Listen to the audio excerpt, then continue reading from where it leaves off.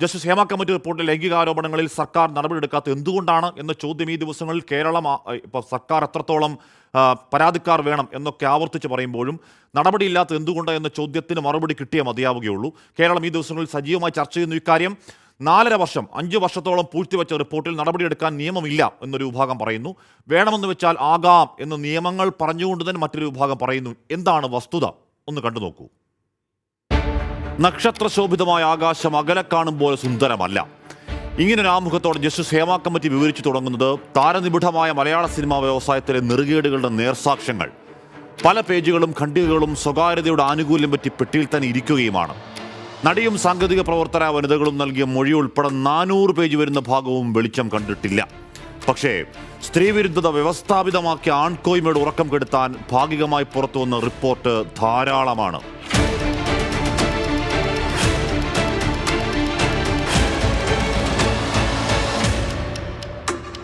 അധികാര കേന്ദ്രങ്ങളെയും സ്വാധീന ശക്തികളെയും ഇത്രയേറെ വിറപ്പിക്കാൻ സ്വന്തമായി ടൈപ്പ് ചെയ്ത് തയ്യാറാക്കിയ റിപ്പോർട്ടിൽ ഹേമ കമ്മിറ്റി പറഞ്ഞു വെക്കുന്നത് എന്താണ്? സിനിമാ രംഗത്ത് സ്ത്രീകളുടെ പ്രശ്നങ്ങൾ ശാസ്ത്രീയമായി പഠിക്കാൻ ഇന്ത്യയിൽ തന്നെ ആദ്യമായി നിയോഗിക്കപ്പെട്ട സമിതി. അധ്യക്ഷ ഹൈക്കോടതി മുൻ ജഡ്ജി കെ ഹേമ, അംഗങ്ങൾ മുതിർന്ന നടി ശാരദ, മുൻ IAS ഉദ്യോഗസ്ഥ KB വത്സലകുമാരി. സിനിമയുമായി ബന്ധപ്പെട്ട 30 മേഖലകളിൽ പ്രവർത്തിക്കുന്ന സ്ത്രീ പുരുഷന്മാരെ സമിതി കേട്ടു. ഗ്രൂപ്പ് ഡിസ്കഷനുകളും അതീവ രഹസ്യ സ്വഭാവമുള്ള സ്വകാര്യ സംഭാഷണങ്ങളും ഷൂട്ടിംഗ് സെറ്റും സ്റ്റുഡിയോകളും സമിതി സന്ദർശിച്ചു. സംസാരിക്കാൻ തയ്യാറാകാതിരുന്ന സ്ത്രീകളുണ്ട്. ഇൻഡസ്ട്രിക്കെതിരെ പറയാൻ ഭയപ്പെട്ട പുരുഷന്മാരുമുണ്ട്. സിനിമയിലേക്ക് കാലെടുത്ത് വെക്കുമ്പോൾ തുടങ്ങുകയാണ് ലൈംഗികമായ വിട്ടുവീഴ്ചയ്ക്കുള്ള സമ്മർദ്ദം. തൊഴിലിടത്തിൽ, വാഹനത്തിൽ, താമസ സ്ഥലത്ത് ലൈംഗികാതിക്രമത്തിനും ചൂഷണത്തിനും അധിക്ഷേപത്തിനും വിധേയരാകാതെ നിൽക്കാൻ ഒരു സ്ഥലമില്ലാതെ എതിർക്കുന്നവരെ വിലക്ക് എന്ന ആയുധം ചൂണ്ടിക്കാട്ടി നിശബ്ദരാക്കും. ഷൂട്ടിംഗ് സെറ്റുകളിൽ മൂത്രപ്പുര പോലും നൽകാതെ മനുഷ്യാവകാശം നിഷേധിക്കും. വേതനത്തിൽ അസമത്വം. ഇതൊന്നും ചോദ്യം ചെയ്യാൻ നിയമപരമായ സംവിധാനമില്ല എന്നതടക്കം 17 പ്രശ്നങ്ങൾ അക്കമിട്ട് നിരത്തുന്നു. പിന്നീട് പലരും വിറച്ചു പറഞ്ഞ ലൈംഗികാതിക്രമങ്ങളുടെ നേരനുഭവങ്ങളാണ്.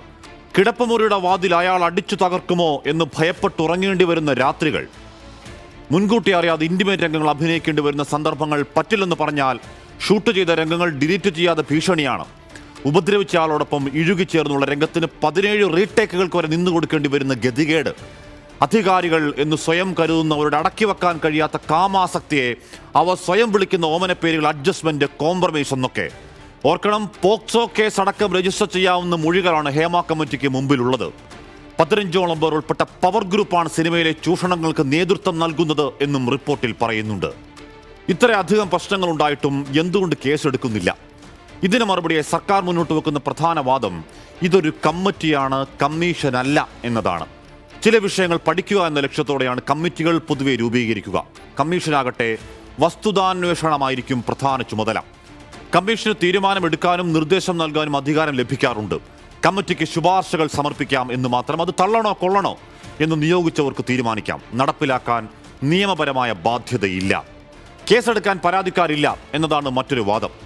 ഒരു കുറ്റകൃത്യം നടന്നുവെന്ന് വിവരം കിട്ടിയാൽ പോലീസ് നിർബന്ധമായും FIR രജിസ്റ്റർ ചെയ്യണമെന്ന് Lalithakumari versus government of Uttar Pradesh കേസിൽ സുപ്രീം കോടതി വ്യക്തമാക്കിയിട്ടുണ്ട്. വൈവാഹിക ബന്ധം സംബന്ധിച്ച തർക്കം, വാണിജ്യ ഇടപാടുകൾ, അഴിമതി വിരുദ്ധ നടപടി എന്നിവയ്ക്ക് മാത്രമേ പ്രാഥമിക അന്വേഷണം പോലും ആവശ്യമുള്ളൂ. കുറ്റകൃത്യം നടന്ന സ്ഥലം പോലും പരിഗണിക്കാതെ പോലീസിന് നടപടി സ്വീകരിക്കാമെന്ന് BNSS 173 വകുപ്പ് സംശയമില്ലാതെ വ്യക്തമാക്കുന്നുമുണ്ട്. പക്ഷേ ഹേമ കമ്മിറ്റി റിപ്പോർട്ടിലെ പരാമർശങ്ങൾ ആരോപണങ്ങൾ മാത്രമാണെന്നാണ് എതിർവാദം. ഹേമ കമ്മിറ്റി നിയമ നടപടിക്ക് ശുപാർശ ചെയ്യുന്നുമില്ല. എന്നാൽ വാട്സാപ്പ് ചാറ്റുകൾ ഉൾപ്പെടെ തെളിവുകളടങ്ങിയ റിപ്പോർട്ട് കയ്യിലിരിക്കെ ഇക്കാര്യങ്ങൾ അന്വേഷിക്കാൻ പോലീസിനോട് സർക്കാരിന് നിർദ്ദേശിക്കാം എന്ന് നിയമവിദഗ്ധർ ചൂണ്ടിക്കാട്ടുന്നു. എന്തുകൊണ്ട് നേരത്തെ പറഞ്ഞില്ല, പരാതിപ്പെട്ടില്ല എന്നൊക്കെ ചോദിക്കുന്നവരോടാണ് നീ. സിനിമയിലെ ആണധികാര ശ്രേണികൾ അത്രയും ശക്തമാണെന്ന് മനസ്സിലാക്കണം.